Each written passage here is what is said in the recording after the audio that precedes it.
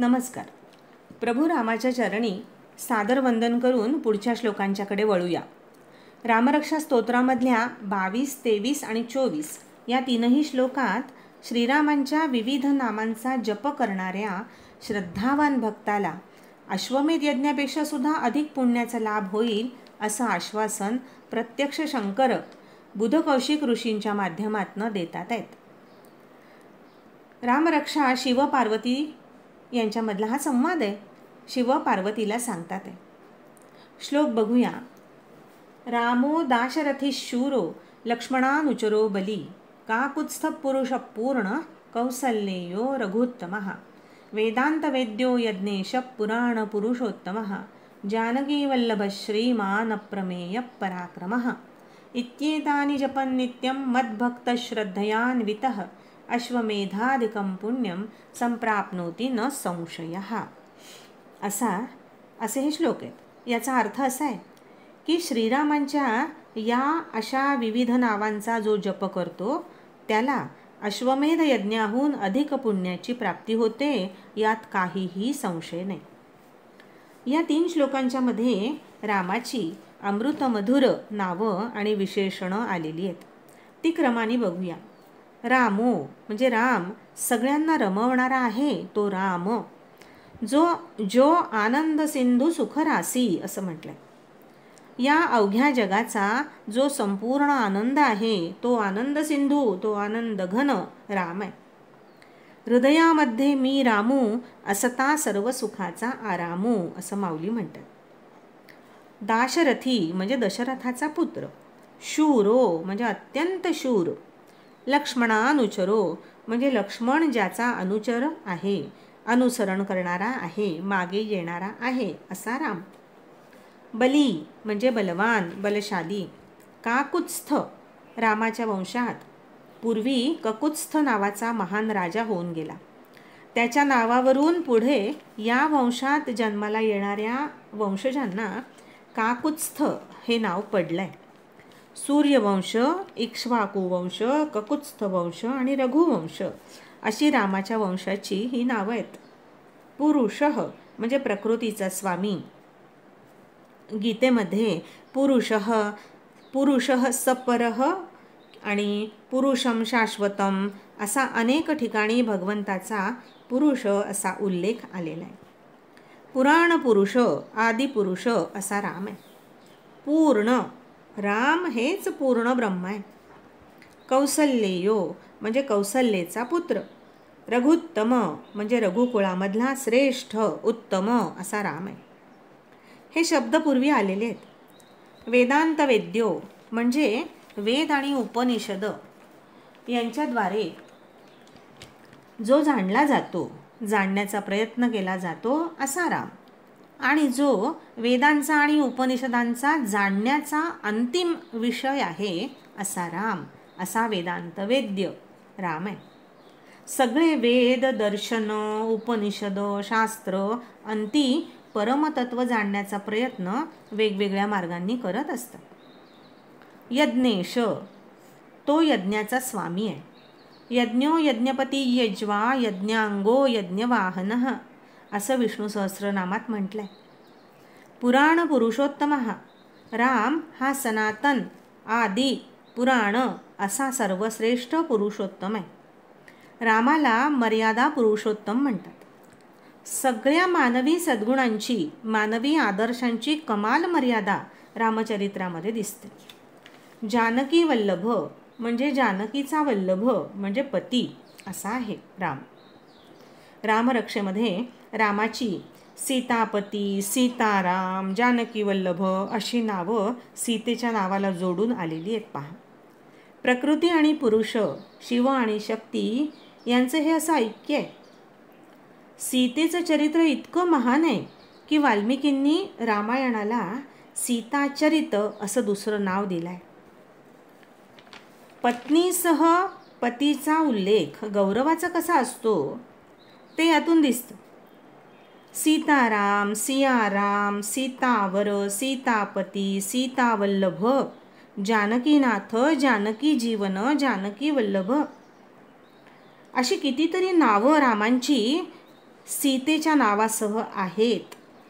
हा एक चिंतनाचा विषय आहे आणि आपल्या संस्कृतीचं हे एक वैशिष्ट्यच आहे. राम श्रीमान आहेत म्हणजे वैभव संपन्न, श्रीयुक्त, ऐश्वर्य संपन्न, लक्ष्मीपती आहेत. अप्रमेय पराक्रम म्हणजे रामाच्या पराक्रमाला उपमा नाही, त्याला तोड नाही, अतुल पराक्रमी असे राम आहेत. अशी रामांची नावं आणि विशेषणं या 3 श्लोकांच्या मध्ये आली आहेत. आणि हे सांगून शंकर पार्वतीला आणि बुधकौशिकांना सांगतात की जो माझा भक्त, मद्भक्त, श्रद्धायुक्त अंतःकरणाने या नावाचा जप करतो त्याला अश्वमेध यज्ञाहून सुद्धा अधिक पुण्याची प्राप्ती होत असते. या ठिकाणी अश्वमेधापेक्षा अधिक पुण्य प्राप्त होण्यासाठी, निस्संशय प्राप्त होण्यासाठी 3 गोष्टी सांगितल्या आहेत. एक म्हणजे परमेश्वराचा भक्त असणं, तो श्रद्धेने युक्त असणं आणि त्याचा जप करणं, असं शंकरांनी सांगितलं आहे. परमेश्वराची अनन्य भक्ती असणं, अनन्यता असणं. ईश्वर हेच शाश्वत श्रेष्ठ तत्व आहे, त्याच्याशिवाय अन्य काही नाही, वासुदेव सर्वम अशी श्रद्धा असणं आणि मनानी वाणीनी त्याच्या नावाचा जप करणं हे महत्त्वाचं आहे. हे साधणं सोपं नाही. असं सततयुक्त असणं, श्रद्धयान्वित असणं सोपं नाही आहे. त्यासाठी जन्मोजन्मीची साधना आणि सद्गुरूची कृपा हवी असते. ऋषीवचनांच्यावर पूर्ण श्रद्धा ठेवून आपण कल्याणाच्या मार्गाचं अनुसरण करत जावं, रामनाम घेत जावं. केव्हा ना केव्हा श्रीराम अवश्य कृपा करील आणि स्तोत्रामध्ये ज्या फलश्रुती सांगितल्या आहेत त्याचा प्रत्ययसुद्धा अवश्य येईल. 25वा श्लोक असा आहे. रामं दुर्वादलश्यामं पद्माक्षं पीतवाससं स्तुवन्दिनामभिर्दिव्यैर्नते संसारिणो नरः.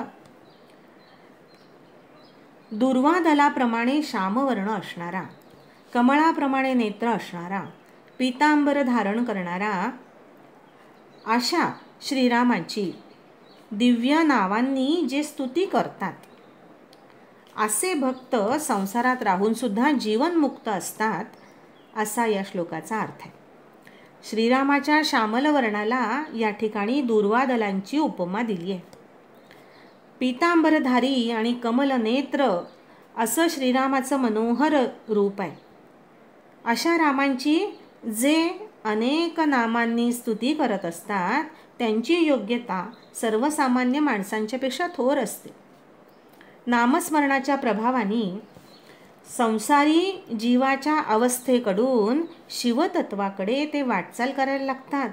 इतकंच नाही तर ते दिव्यत्व प्राप्त करतात. ते संसारी बद्ध अज्ञ राहत नाहीत, त्यांची जडता दूर होते. संसारात असून सुद्धा, सांसारिक कर्तव्य करत असताना सुद्धा ते अलौकिकत्व प्राप्त करतात असं म्हटलंय. असोनी संसारी जिव्हे वेगू करी असं माऊलींनी म्हटलंय हरिपाठामध्ये. आणि पुढे हरिपाठ कीर्ती मुखे जरी गाय पवित्रची होय देह त्याचा. मातृ पितृ भ्राता सगोत्र अपार चतुर्भुज नर होऊनी ठेले असं ज्ञानेश्वर महाराज म्हणतात. असे जे भक्त आहेत ते आपला स्वतःचा तर उद्धार करतातच, परंतु आपल्याबरोबर संपूर्ण गोत्राचा ते उद्धार करतात. चतुर्भुज नर होऊनी ठेले, ते देवस्वरूप प्राप्त करतात असं म्हटलंय. पुढच्या 25 आणि 26 या 2 श्लोकांच्या मध्ये रामाचं गुणवर्णन करणारी अनेक नावं आलेली आहेत. आणि या राघवानी आपलं रक्षण करावं, या राघवाला मी वंदन करतो आहे असं म्हटलंय. हा सगळा स्तोत्रमय म्हणजे स्तवनपर असा भाग आहे. श्लोक असा आहे. रामं लक्ष्मणपूर्वजं रघुवरं सीतापतिं सुंदरं काकुत्स्थं करुणार्णवं गुणनिधिं विप्रप्रियं धार्मिकं राजेन्द्रं सत्यसंधं दशरथतनयं श्यामलं शान्तमूर्तिं वंदे लोकाभिरामम रघुकुलतिलकम राघवम रावणारी. रामाचं सुंदर स्तवन आणि प्रार्थना या श्लोकामध्ये केली आहे. कसा आहे राम? लक्ष्मण पूर्वजम, लक्ष्मणाचा थोरला भाऊ आहे. रघुवरम, रघुकुळामधला श्रेष्ठ पुरुष आहे. सीतापतिम, सीतेचा पती आहे. सुंदरम, अत्यंत सुंदर आहे. काकुत्स्थम, ककुत्स्थ कुळात जन्माला आलेला आहे. ही नावं पूर्वी आलेलीच आहेत. राम करुणार्णवम म्हणजे करुणेचा सागर आहे. दयाळू आहे, कारुण्य सिंधू आहे. तू सागर करुणेचा, देवा तुझलाची दुःख सांगावे असं म्हटलंय. भक्ताविषयी आणि सगळ्या जीवांविषयी राम अपार करुणा निधान आहे. रामचरित्रामध्ये असे अनेक प्रसंग आलेले आहेत. गुणनिधी, राम सद्गुणांचा साठा आहे. सगळ्या मानवी गुणांचा सर्वोच्च आदर्श आहे. आपल्याला आठवतील अशा सगळ्या सद्गुणांची एक यादी करावी. दया, क्षमा, शांती, शौर्य, सत्य, अहिंसा, शुचिता अशा सगळ्या गुणांची, सद्गुणांची एक यादी केली आणि रामचरित्रामध्ये त्याचा शोध घ्यावा. त्या गुणांची सर्वोच्च मर्यादा प्रभू रामचंद्रांच्या ठाई आपल्याला आढळून येते. विप्रप्रियम, राम हा ब्राह्मणप्रिय आहे. ब्रह्मविद ब्राह्मणो ब्रह्मी ब्रह्मज्ञो ब्राह्मणप्रिय असं विष्णू सहस्रनामात म्हटलंय. या ठिकाणी जातीचा अभिनिवेश नाही आहे, तर ब्राह्मणत्व ज्याला म्हणतात ते सगळे सात्विक गुण ज्यांच्यामध्ये आहेत असे लोक रामांना प्रिय आहेत आणि अशा लोकांना रामप्रिय आहे असा याचा अर्थ आहे. धार्मिकम, राम धार्मिक आहे. मंगल, धर्मकार्य, धर्मानुष्ठान करणारे आहेत. धर्माची जी अंग आहेत, ज्ञान, कर्म, आचार, नीती ही सगळी रामचंद्रांच्या चरित्रामध्ये आपल्याला दिसून येतात. राम धर्म जाणणारे आणि आचरणात आणणारे आहेत. राम म्हणजे मूर्तिमंत धर्मच आहे. रामो विग्रहवान धर्म असं म्हटलंय. मूर्तिमंत धर्म म्हणजे राम आहेत. धर्म जर का जाणायचा असेल, धार्मिकता म्हणजे काय हे जर का जाणायचं असेल, तर शास्त्रग्रंथांच्या, चर्चेच्या, वादांच्या, मतांच्या गुंत्यामध्ये जाण्याची काही गरज नाही. रामकथा वाचावी, रामायण वाचावं आणि रामाचं चरित्र जाणून घ्यावं. रामचरित्र म्हणजे सगळं धर्मशास्त्रच आहे.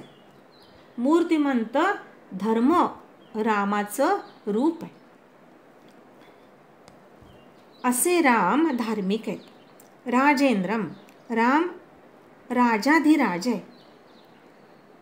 सगळ्या राजांच्या मध्ये श्रेष्ठ राजा आहेत. सत्यसंधम, सत्यप्रतिज्ञ आहेत. लक्ष्मीश्चंद्रादपेयात वा हिमवान वा हिमं त्यजेत अतियात सागरो वेला न प्रतिज्ञामहं पितुः असं सत्यसंधत्व रामचंद्रांचं आहे. काहीही झालं तरी त्यांनी सत्य सोडलेलं नाही. दशरथ तनय, दशरथाचे पुत्र आहेत. श्यामल अशी त्यांची शांत मूर्ती आहे. शांताकारम असं त्यांचं रूप आहे. अशा रामचंद्रांचं या श्लोकामध्ये वर्णन केलं आहे. आणि रावणाचा शत्रू असणारा, रावणारीम, रावणाचा शत्रू असणाऱ्या रघुकुल टिळक राघवाला मी वंदन करतो असं म्हटलंय. आज इथे थांबूया. राजाधिराज प्रभू रामचंद्र भगवान की जय.